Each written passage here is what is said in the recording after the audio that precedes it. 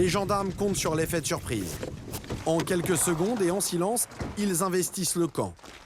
Chaque équipe cible une caravane. Et à 6 heures, l'heure légale,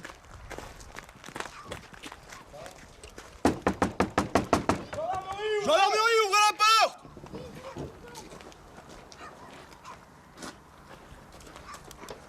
dans cette caravane, ils tombent sur la femme du suspect.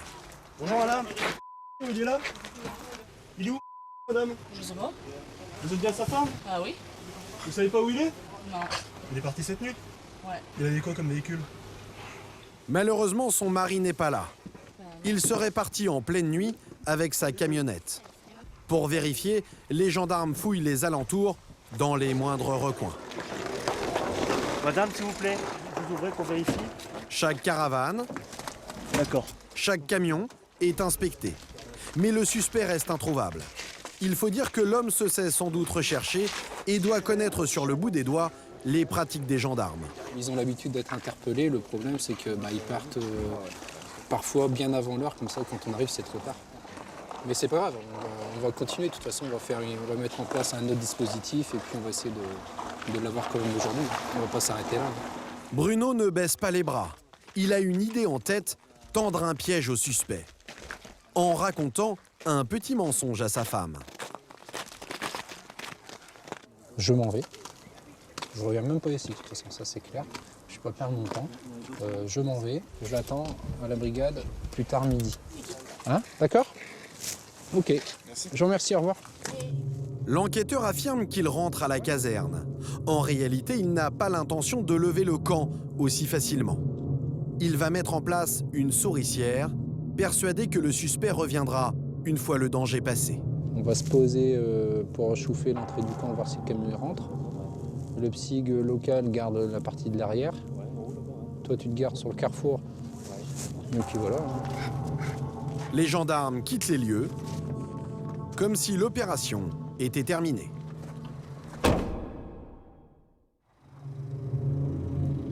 Deux heures plus tard, sur le parking de ce supermarché, Bruno est en planque. Avec ses collègues, il scrute attentivement ce chemin qui mène au camp.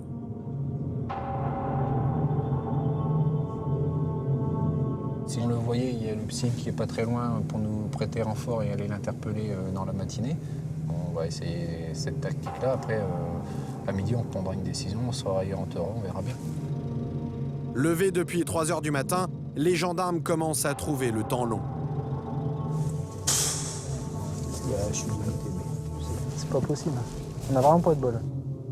Mais alors que le moral commence à flancher, Bruno est certain de reconnaître le camion qu'il recherche. Donc on va le tenter, on y va quoi. Le premier qu'il voit, le chemin. Sans attendre l'arrivée des renforts, l'enquêteur décide de mener son interpellation. En arrivant dans le camp, il se dirige droit sur la caravane du cambrioleur présumé. Malheureusement, Il est où? Il est reparti après. Où ça? J'y ai dit Ouais. ce qu'il m'a dit ce matin. Et il m'a dit, tu lui dis que j'y vais. selon sa femme, le suspect aurait décidé de se rendre aux gendarmes. Il serait parti pour Montdidier. Bruno va évidemment vérifier et avant toute chose, il bloque l'entrée du camp. Consigne, il n'y a personne qui rentre, personne qui sort. D'accord. Ok. Bonjour. Ensuite, il fait le tour des caravanes, Pas avec vous? ce qui amuse beaucoup leurs occupants. Hein? Il n'y a personne? Vous l'avez vu tout à l'heure? Ouais, vous savez quoi, comme d'habitude quoi. Une fois de plus, le gendarme se heurte au mutisme de cette communauté. Mais en approchant de la dernière caravane, surprise, Ah bah voilà. le suspect apparaît enfin. Bonjour. Attends 2 secondes. Ouais, bien sûr. Et le temps d'enfiler sa casquette, il se rend sans résistance.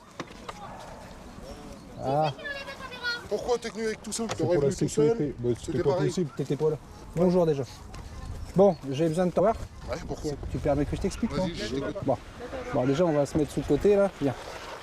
L'homme sait manifestement ce qui l'attend. Et il n'a pas vraiment l'air impressionné. Avant de suivre les gendarmes, il prend même quelques dispositions. On va t'entendre. Je vais vider mes poches, ça évitera que tu me le fais en garde à vue. C'est bon pour toi, Bruno? Ouais. Ensuite, direction Montdidier. Une victoire pour Bruno, qui va enfin pouvoir interroger ce cambrioleur présumé. C'est un peu gelé, peut-être c'est bon. T'inquiète pas, je suis rentré dans une auto. Alors, on s'est entêté, on a tenu le terrain et voilà, on a réussi. Donc c'est vrai que ça, voilà, c'est un soulagement en fait. La pression elle descend, ça fait du bien. Quoi. Quand même. Mais pour l'enquêteur, le plus dur reste à faire. Contre cet homme, les éléments sont minces. Des casques retrouvés dans son fourgon et la victime qui affirme l'avoir vu la veille du cambriolage dans son karting. Il pourrait très bien prétendre qu'il a prêté son camion et que ce jour-là, il avait décidé de faire un tour de cartes. En réalité, ses réponses seront beaucoup plus courtes. Comment les pièces sont arrivées dans le camion? Qu'est-ce que j'en sais? Et il vous reconnaît comme étant allé la veille sur les lieux. Je sais pas, c'est pas bon. Vous n'avez pas discuté ni échangé quoi que ce soit ensemble ce soir-là? Je ne sais plus. Ah, je ne sais plus. J'ai rien à dire, c'est pas moi. Je sais pas. Un mutisme à toute épreuve, et l'homme se permet même de narguer les enquêteurs. Et puis je suis pas inquiété de la prison du tout, c'est que le maître. Tous ceux que j'entends qu'ils y vont, c'est que le maître c'est les vacances. T'entends plus la femme gueuler, t'as plus besoin de donner sous. C'est que le maître. Raté pour des aveux spontanés, mais Bruno garde son calme. J'ai jamais le morceau. C'est un défaut ou une qualité, ça dépend des moments. Ouais, mais. Ça marche? Alors comment faire la lumière sur ce cambriolage? Quelle est l'implication de chacun? Le grand frère ne parlera pas. Le receleur présumé n'a rien dit lui non plus. Les gendarmes vont donc concentrer leurs efforts sur le troisième homme, le petit frère, le plus jeune de la bande. Bruno l'a une nouvelle fois fait sortir de prison. Bonjour, ça va? Il le soupçonne de couvrir son grand frère et veut tenter l'opération de la dernière chance, une confrontation. La technique est redoutable. Les deux suspects réunis dans la même pièce. Si l'aîné a participé à ce cambriolage, laissera-t-il son jeune frère endosser toute l'affaire et partir en détention pour de longues années? Pour lui, ce face-à-face risque d'être inconfortable.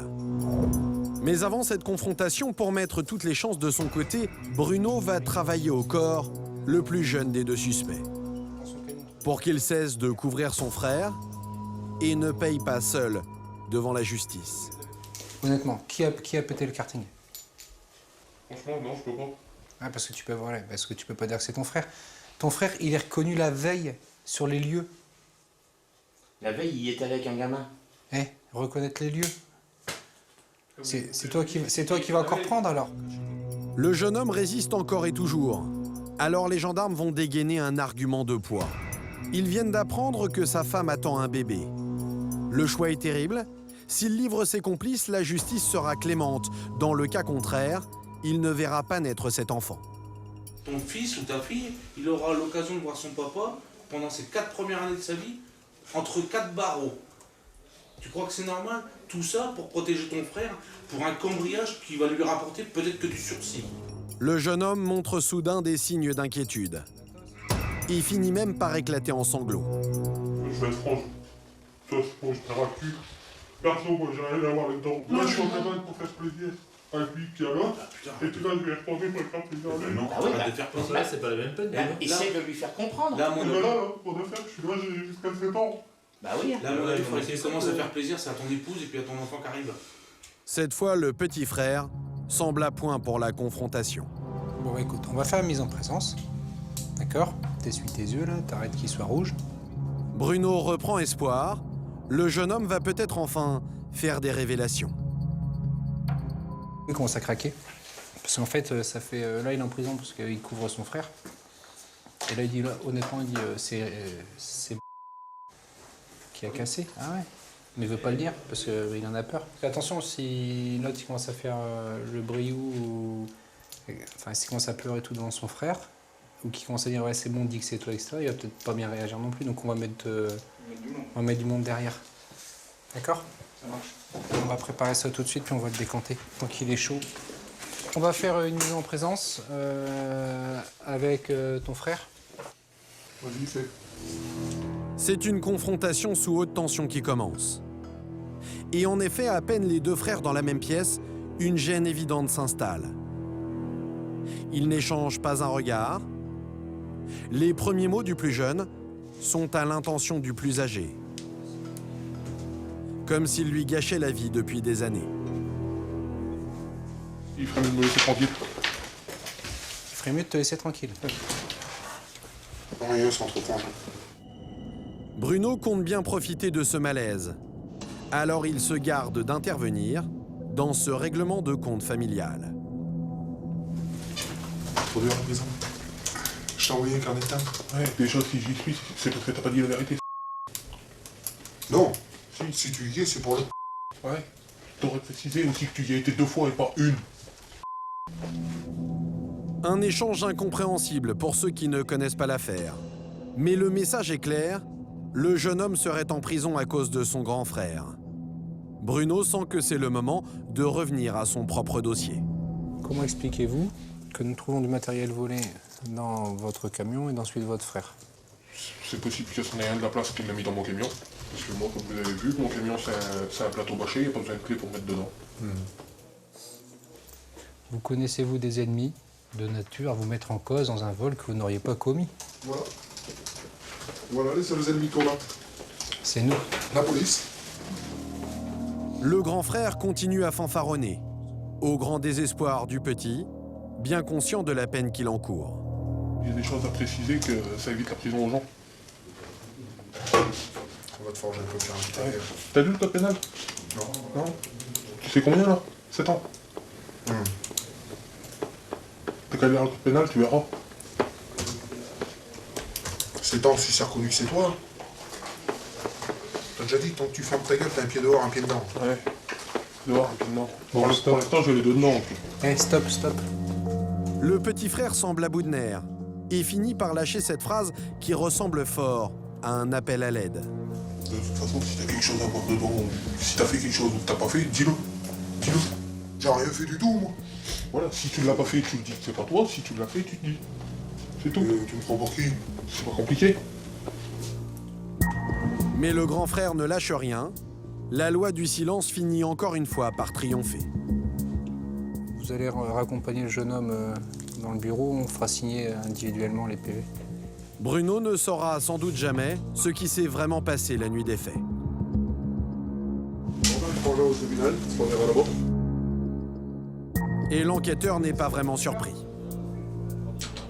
On est toujours dans le contexte du milieu un milieu particulier, le milieu, on appelle ça les gens des voyages, donc c'est vrai que il y a des règles, même si on n'a rien fait. Si tant est, on doit prendre pour le frère, le cousin ou le proche, c'est la règle, on fait et on se tait, quoi. Les 3 hommes impliqués dans cette affaire seront jugés dans quelques mois. Ils encourent jusqu'à 10 ans de prison pour ce vol en réunion. 2 d'entre eux ont été immédiatement incarcérés, le receleur présumé et le plus jeune des 2 frères. Faute d'éléments suffisants, l'aîné, lui, s'en tire mieux. Il a été remis en liberté en attendant son procès.